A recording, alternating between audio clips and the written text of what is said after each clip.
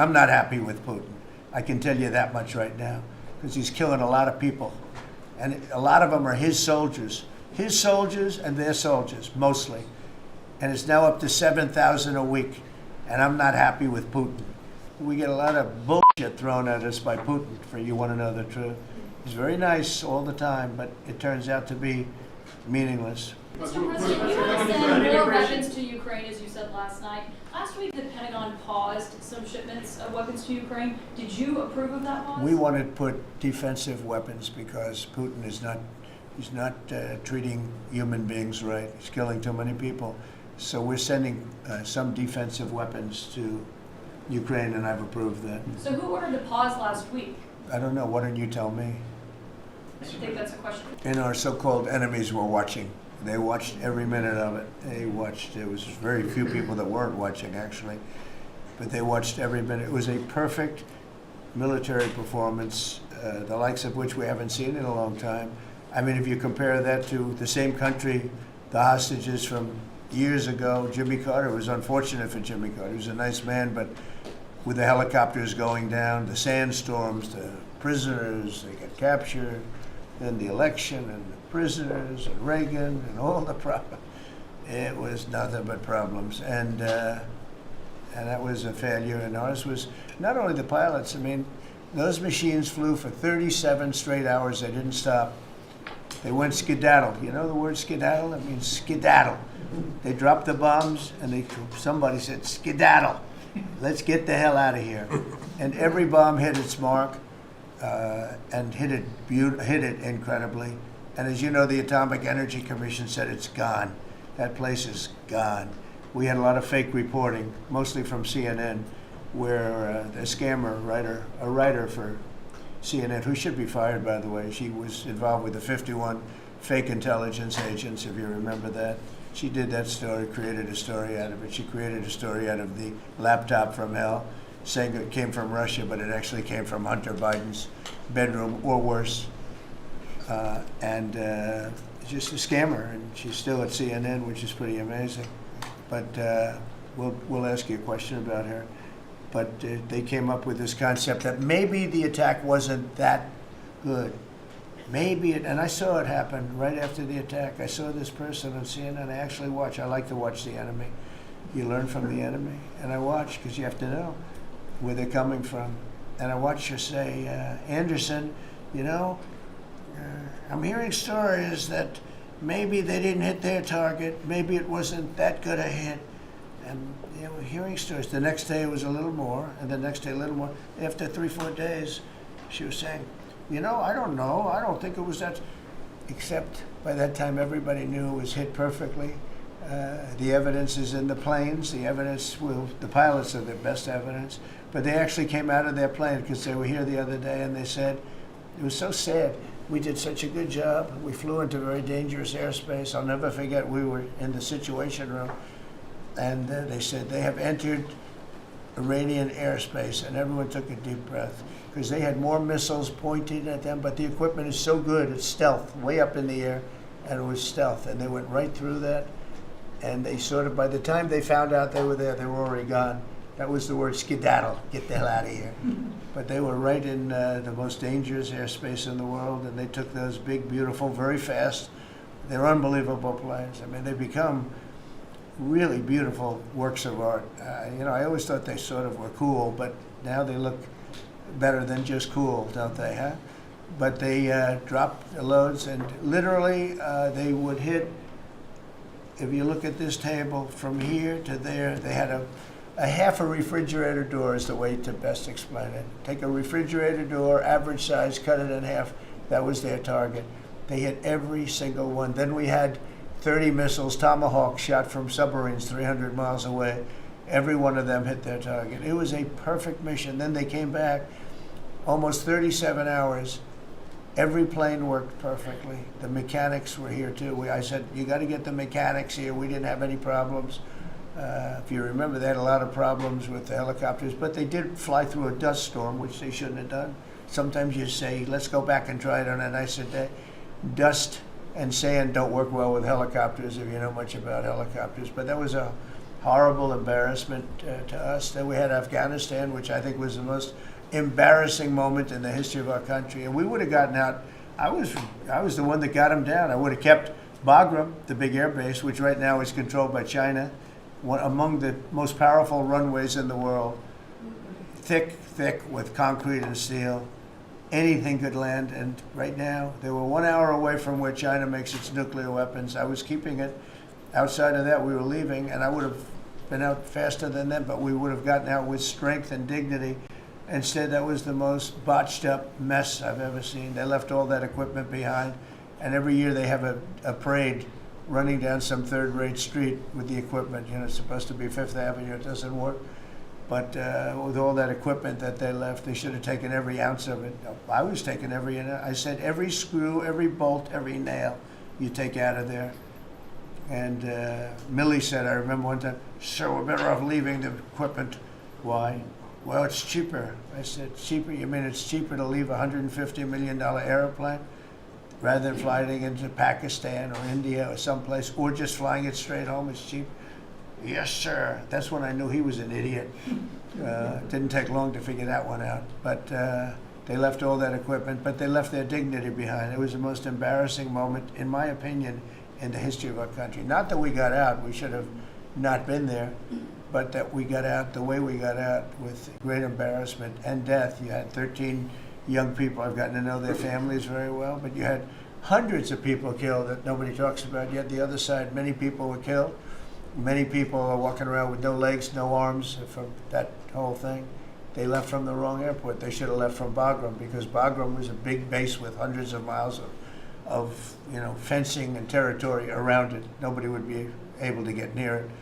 And they left. So, we've done a great job, and I think people are really starting to see it. They're starting to appreciate it. Pete's done fantastically. That mission was a work of art. And I have spoken to some of our perceived, I don't know if they're enemies, but they're perceived as being potential enemies. And they essentially said the same thing. Very impressive. There wasn't a thing that we didn't lose an engine. We didn't lose it. They landed and they were cheered. But the sad thing was they were cheered, and one of the pilots said, we were a little concerned because when we got out, we were told that on television they were reporting that we may have missed our targets. Sir, we hit every target. That's what I do for a living. We hit every target.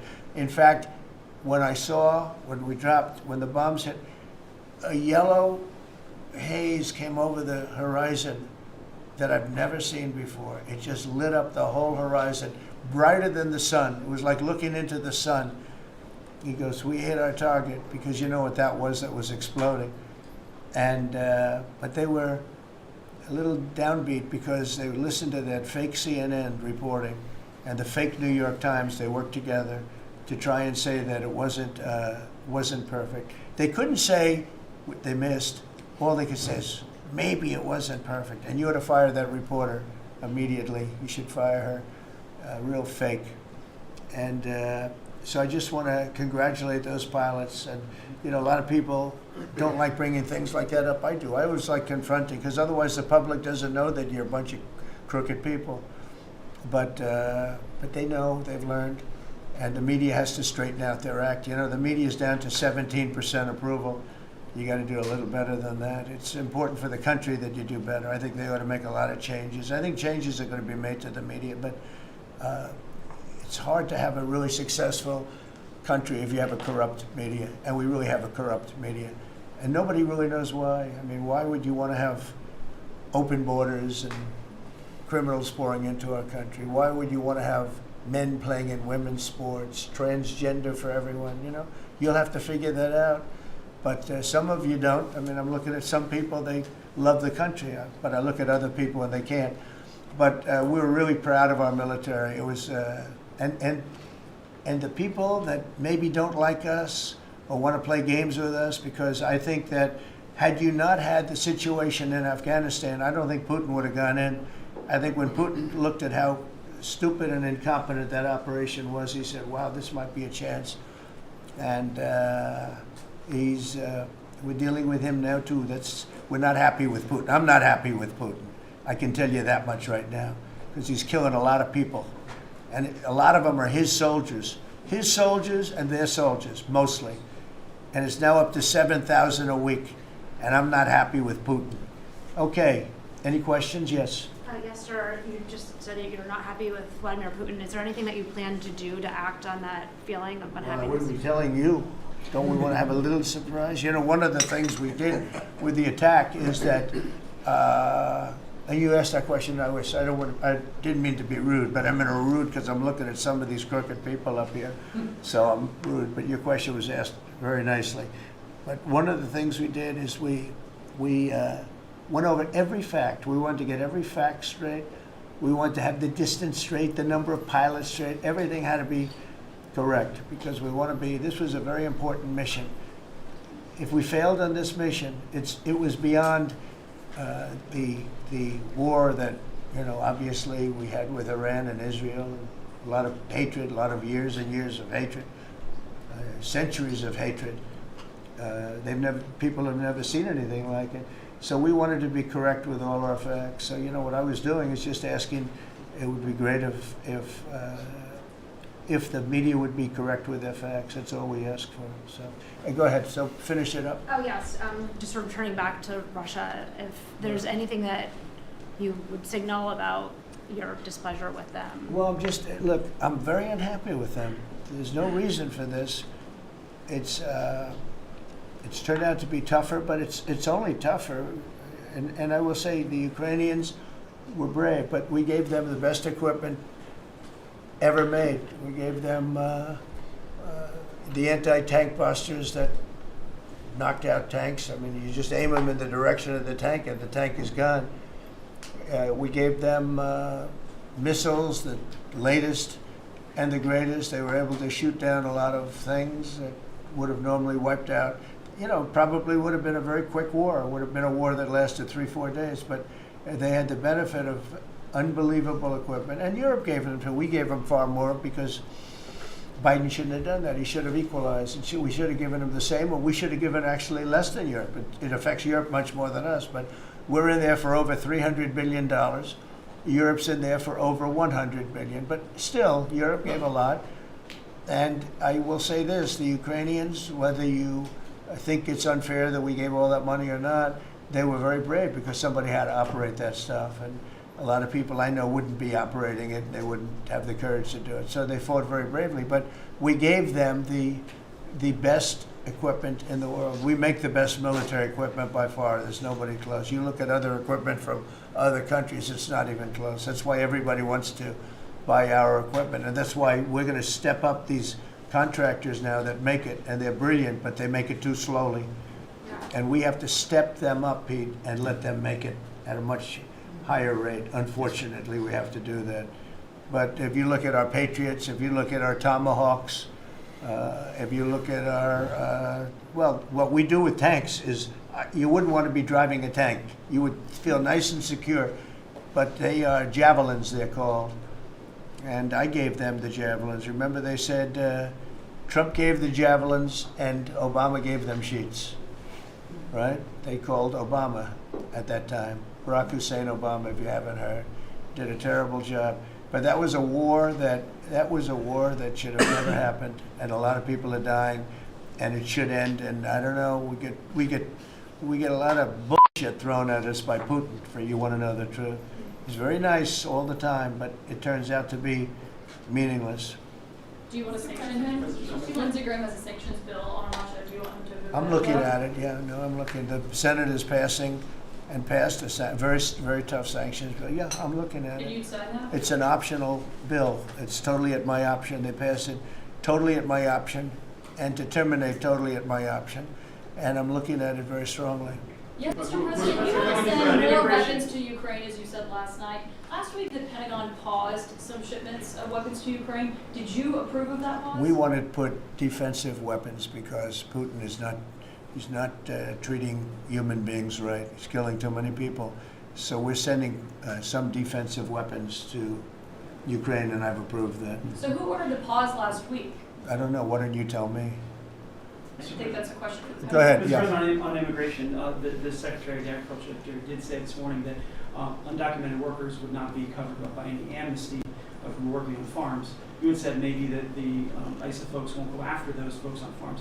So which No, is no, it? there's no amnesty. What we're doing is we're getting rid of criminals, but we are doing a work program. Do you want to explain that, please? Yeah, this morning we talked about, of course, this was a top of mind question. This morning we talked about protecting the farmers and the farmland, but obviously this president's vision of no amnesty, mass deportation continues, but in a strategic way, and then ensuring that our farmers have the labor that they need. Secretary Chavez-DeRimmer has been a leader on this. Obviously, this comes out of the Labor Department, but moving toward automation, ensuring that our farmers have that workforce, and moving toward an American workforce. So all of the We've got to above. give the farmers the people they need, but we're not talking amnesty. Laura, do you want to say something about that? Yeah, thank you.